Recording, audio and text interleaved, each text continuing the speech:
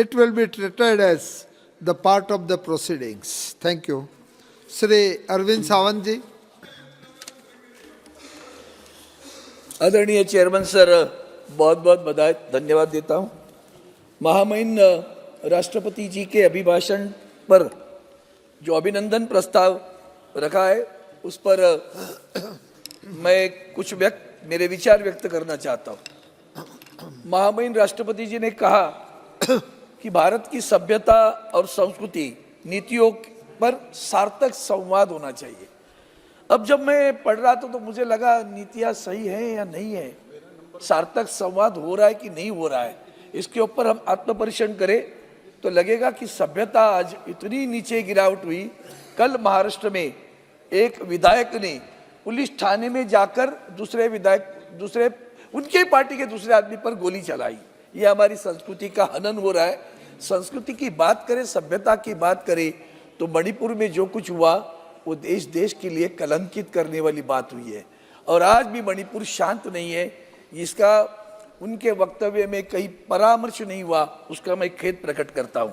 उन्होंने कहा कि भारत 5G की तरफ जा रहा है।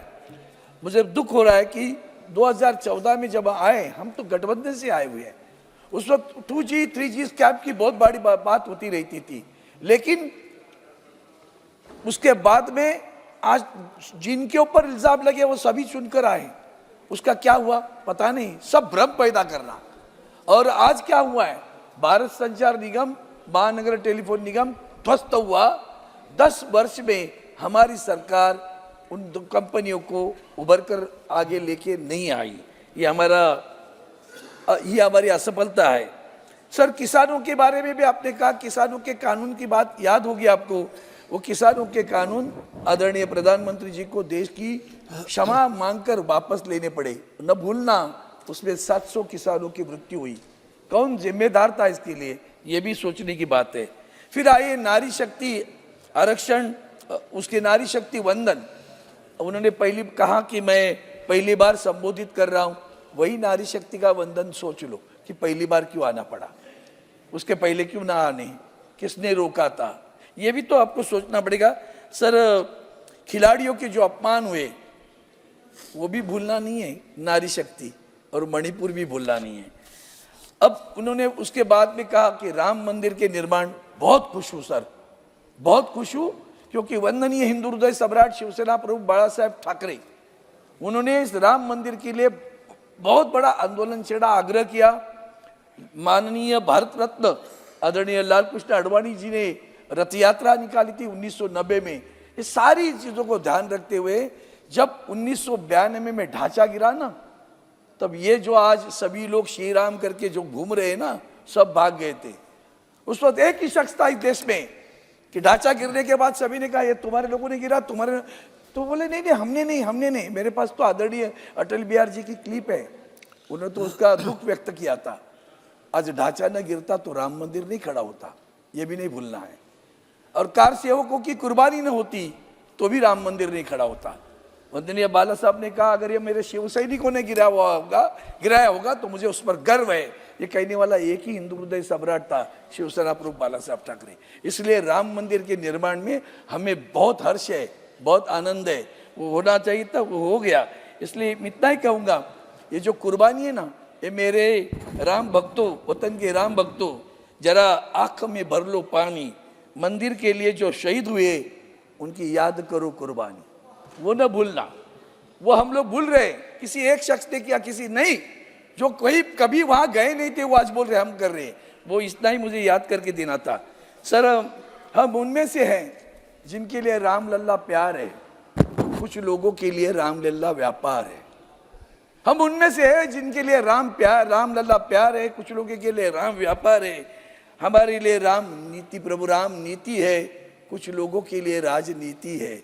हमारे लिए राम मर्यादा पुरुषोत्तम है, कुछ लोगों के लिए प्रभु राम प्रचार उत्तम है, प्रचार के लिए यूज होता है।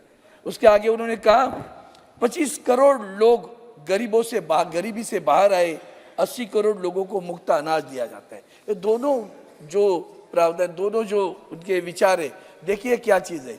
130 करोड़ की आबादी, 80 करोड़ मुफ्त अनाज दे रहे, हम उनको गरीबी से ऊपर नहीं ला पाए। अब ये 80 और 25 पकड़ो तो 105 करोड़ गए, बाकी क्या कर रहे हैं? तो ये मेरा आपसे सवाल है। आपने स्टार्टअप की बात करी, पे टाइम का क्या हुआ? पे टाइम की बैंक आज उसके ऊपर बंदी लगाई है रिजर्व बैंक ने।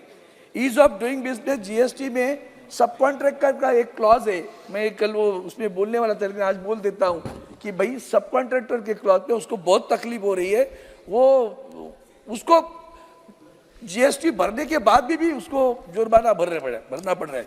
एनसीएलटी के कारोबार पर ध्यान देना पड़ेगा। महोदय, आज बेरोजगारी इतनी बड़ी, आपने तो देखा जेट एयरवेज बंद हुआ, किंगफिशर बंद हुआ, गो एयर बंद हुआ। आपको पता है एनसीएलटी में लोगों का देय रकम 70 लाख तक गई। एनसीएलटी कहती 23,500 ले लो और पीछे ले लो, और हमारी बैंक हाँ कहती है। हमने लड़ा, सुप्रीम कोर्ट तक गए, अभी उनको पीएफ का पैसा अभी तक दिया नहीं, लेकिन सुप्रीम कोर्ट ने उसके ऊपर न्याय दिया। आपको पता है सर, एक कंपनी, जिस कंपनी घाटे में गई, अपने लाडले एक उद्योगपति के छोटे भाई की कंपनी है, कितना घाटा हुआ सर? 46,500 करोड़, 46,500 करोड़ का घाटा। कंपनी गई एनसीएलटी में लिक्विडेशन के बाद। एनसीएलटी ने क्या कहा? यह कंपनी हम बेच देंगे 4,500 करोड़ में। 46,500 करोड़ कर्जा है, एनसीएलटी करती है 4,500 करोड़।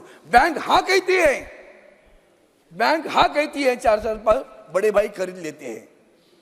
अब सोच लो कहाँ हम जा रहे हैं। यही तो दुर्भाग्य है, क्योंकि छोटे बच्चों को पता नहीं चलता, गरीब लोगों को मालूम है। Centre for monitoring Indian economy ने बेरोजगारी का 7% से 10%, 10.8% बेरोजगारी बढ़ी। ग्रामीण में भी 6.2% से 10% बेरोजगारी बढ़ी। और हमने कानून लाए लेबर के लिए, रोजगारों के लिए, उसमें ना तो सामाजिक सुरक्षा ना तो कानूनन सुरक्षा है। सभापति महोदय, उन्होंने कहा बंदरगाह के विकास की बात की। मुंबई बंदरगाह 10 बरस, आदरणीय गडकरी साहब ने एक बड़ा अच्छा प्रोजेक्ट बनाया था, विकसित करने का बनाया था। विकसित बनाना चाहते हो ना, विकसित भारत, विकसित भारत। 10 बरस में बंदरगाह के लिए आपने कुछ नहीं किया। मुंबई बंदरगाह के लिए सारा जितने भी उद्योग आए, वो ड्रग पार्क हो, बल्क ड्रग पार्क हो, डिवाइस हो, मेडिकल डिवाइस, सब गुजरात में चले गए। गुजरात में लेके हमें कुछ नहीं है, गुजरात हमारा ही है सर। 5 मिनट आज की दिन तो दे दो, 5 मिनट में खत्म। नहीं, गुजरात हमारा ही है सर। 1 मिनट में खत्म कीजिए, लास्ट कमेंट करके। सर प्लीज प्लीज, आखिरी बार है अभी तो ये सेशन का, मगर समय नहीं है। There are so many speakers, 5 minute में खत्म। बहुत सारे स्पीकर हैं, तो जल्दी उड़ा देते हो बस। अभी बाबा साहेब अम्बेडकर जी के बारे में भी उन्होंने कहा कि हम 5 तालुकों को पंचतीर्थ बना रहे, संविधान की सुरक्षा करो, वो ज्यादा अच्छा रहेगा। ज्येष्ठ नागरिकों के सारे जी जो फैसिलिटीज थे सभी बंद कर दिए। भारतीय जन औषधि परियोजना, भारतीय बी, जन औषधि का जे, परियोजना का पी, टैबलेट पे भी बीजेपी। ये तुम्हारा प्रचार, इतने नीचे गिरावट होगी आपकी, वो भी बोल्ड बोला, अलग अलग अक्षर में, अलग कलर में। ये भी तो आप लोग कर रहे हो, इतना ध्यान में रखना। सर सभापति महोदय, मैं इतना ही कहूँगा, मंदिर का निर्माण तो मैंने अभी कहा ही है, उसके लिए मैं ज़्यादा बात नहीं करूँ। आपको अगर मुझे समय नहीं दे रहे तो मैं 1 मिनट में अपनी बात खत्म कर देता हूँ। एक और भी बात है, कृषि बारे में जो आपने किया है, निर्यात के बारे में, एक्सपोर्ट के बारे में आप करते नहीं हो।